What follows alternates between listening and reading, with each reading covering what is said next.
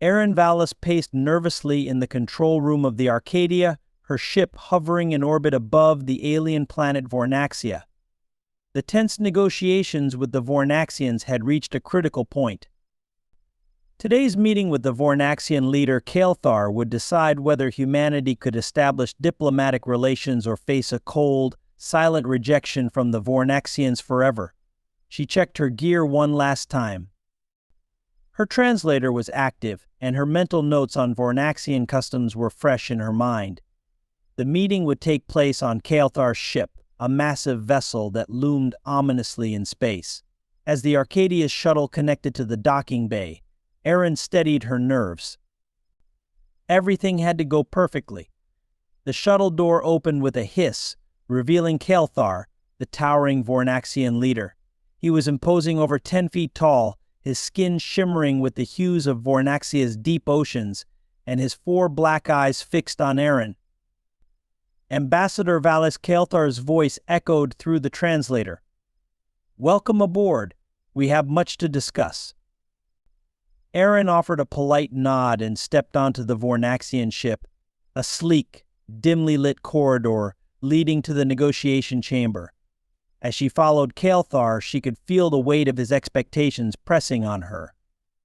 She had studied the Vornaxian customs diligently, everything from how to greet their leaders to the subtle body language that could convey respect. One wrong move, one misstep, could unravel months of preparation. They entered the chamber, a large circular room with a transparent dome, giving an unsettling view of the stars above. Kael'thar gestured toward a seat in front of the Grand Console. "Please," he said. "Let us begin." Erin sat, the formality of the moment not lost on her. She placed her hands calmly on her lap, keeping her gestures minimal, remembering that Vornaxians valued stillness as a sign of control and respect. Kael'thar began discussing the terms of the potential alliance, his voice measured but intense. As they spoke, the conversation veered into deeper cultural exchanges. Kael'thar, intrigued by humanity's rapid technological progress, asked about human governance and their approach to interstellar diplomacy. Erin answered carefully, navigating through the complexities of human politics while highlighting the potential benefits of an alliance with Earth. However, as the meeting progressed, Kael'thar's tone shifted.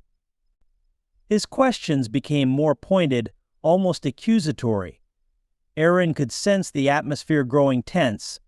Something was wrong, but she couldn't quite place it. Ambassador Vallis Kael'thar said, his voice suddenly sharp, "You have broken the oath of trust." Erin froze. The words rang in her ears, but she had no idea what he meant. "Oath of trust," she repeated, confusion lining her voice. "I don't understand. I've followed all of your customs." Kael'thar's eyes narrowed, and the lights in the room dimmed further, casting his enormous frame in shadow. "You gestured with your left hand during our exchange," he said coldly. "In Vornaxian culture, this is a grave insult, a violation of the most sacred trust between diplomats. The left hand is a symbol of deceit.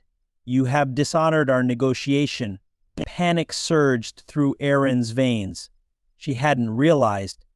In human cultures, the use of either hand in conversation was natural, but in Vornaxian society, it was clearly different.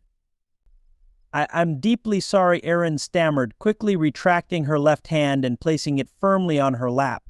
In human culture, the use of hands doesn't carry the same meaning. I had no intention of disrespecting you or breaking your customs. Please, Kael'thar, understand this was a misunderstanding." Kael'thar's eyes flickered, his gaze heavy and unreadable. Erin could feel the weight of his authority bearing down on her, and the coldness of the air grew palpable. She feared the mission had already failed. "You expect me to believe," Kael'thar rumbled, "that this was a mere oversight? Among our people, the oath of trust is sacred. Once broken, it cannot be repaired so easily." Erin felt her pulse quicken. She couldn't lose this opportunity. The future of human Vornaxian relations depended on her ability to navigate this crisis. She took a slow breath, centering herself, and met Kael'thar's gaze with as much composure as she could muster. "I do not expect forgiveness without proof of my sincerity," she began. "But I ask for understanding. You and I come from vastly different worlds with customs and traditions that don't always translate. This moment may have strained our trust, but it does not have to break it." Kael'thar tilted his head slightly, his silence urging her to continue. "Let me offer you this," Aaron said. "In human culture, we do not have an oath of trust in the same way, but we do have a ritual of reparation when trust is damaged. We repair it through openness and honesty. I ask you to give me a chance to prove my respect for your people through continued dialogue. Allow me to show you that this was a mistake born of cultural difference, not malice." The tension in the room was suffocating as Kael'thar considered her words. His massive form loomed larger in the dim light, and for a long moment Aaron feared the worst. But then the Vornaxian leader's eyes softened, just barely. The translator clicked. "Perhaps there is value in this human notion of reparation. I will grant you the opportunity to prove your sincerity, Ambassador Valis. But know this: a second violation will not be so easily overlooked." Relief flooded Erin's chest, but she kept her composure. "Thank you, Kael'thar. I will not waste this chance." The room's atmosphere lightened ever so slightly as the conversation resumed, though the shadow of Erin's mistake still lingered. She remained hyper-aware of her every movement, her hands firmly at her sides, as the negotiations continued. As the meeting drew to a close, Kael'thar spoke once more, his tone less severe.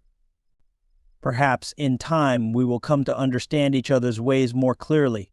Your world is unpredictable, but unpredictability can be a strength, can it not?" Aaron smiled slightly. "It can, just as understanding and adaptation can be." With that, Kael'thar rose, signaling the end of the meeting. "We will speak again." Ambassador Valis. Aaron stood and nodded respectfully. "I look forward to it." As she returned to her shuttle, Aaron couldn't help but reflect on how close she had come to disaster. A simple hand gesture, innocent in her culture, could have destroyed months of work.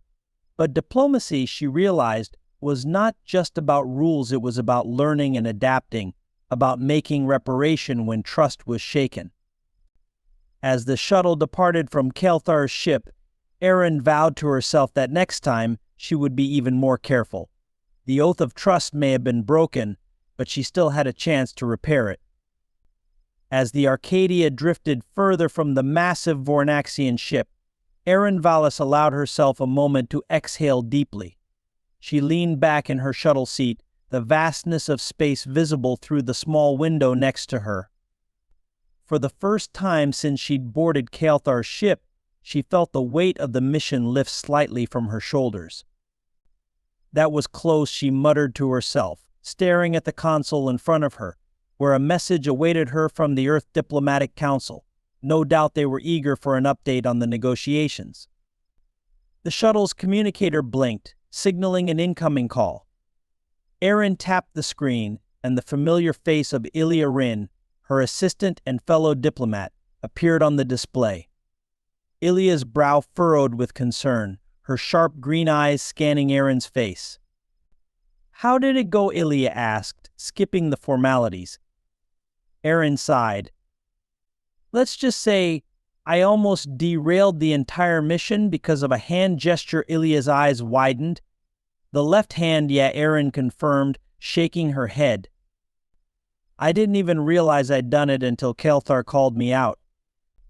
Apparently it's a serious insult in Vornaxian culture. I've spent weeks memorizing their customs, and I missed something as basic as that." Ilya rubbed her temples, exhaling slowly. "At least they didn't throw you out of the negotiations." "How did you manage to save it?" Aaron leaned forward, elbows on her knees. "I invoked something I thought might resonate with them, the idea of reparation. I told Kael'thar we could repair the breach of trust through continued dialogue. Luckily he bought it, though I don't think he's completely forgiven me." Ilya smirked. "Well, at least it worked. He's still willing to negotiate, barely, Aaron replied, though she allowed herself a slight smile. I need to be careful. One more slip up and I'm pretty sure it's over. Ilya's expression turned thoughtful. Kael'thar's hard to read, but it sounds like he respects resilience. You gave him a way out without embarrassing him, which is probably why he didn't completely shut down, maybe, Aaron said, her mind already drifting to their next meeting. But I can't shake the feeling that there's more going on here than just cultural differences. Something about the way he reacted. It felt like there was something deeper at play. Ilya nodded, sensing Aaron's unease. Maybe you're right. The Vornaxians are notoriously private. It's possible we're only seeing the surface of their customs before Aaron could respond. The shuttle's proximity alert beeped, indicating that the Arcadia was within docking range. She glanced out the window and saw her ship, its metallic hull gleaming in the light of the nearby star. I'm about to dock, Aaron said, ending the conversation. Let's meet in the strategy room in 30 minutes.